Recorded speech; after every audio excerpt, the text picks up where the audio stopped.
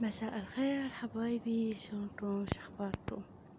تأخرت ما نزلت القصة لأن صار يوم من يجيني إشعارات من قناتي على اليوتيوب إن راح تنسد خلال أسبوع، فهاي قناتي راح تنسد وأنا ما أريد أقطع وياكم وما أريد أعوفكم، فسويت قناة جديدة وأريد من كل مشتركيني وكل اللي يحبوني وينتظروني. راح انشر هسه القصة، انشر القناة، انتم كلكم تشتركون بيها حتى اقدر انزل القصة.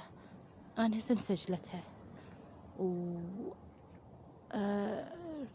سجلت الجزء ما قبل الأخير، يعني بأخير الجزء الثاني المتملك والطفلة.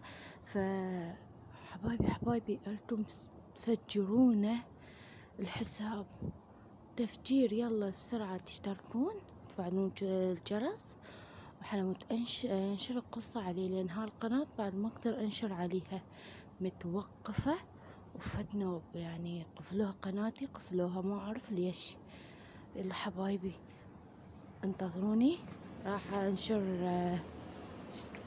مال القناة وأتمنى الكل يشترك وياها، أو هذا الفيديو راح أنزلها جوا أول تعليق.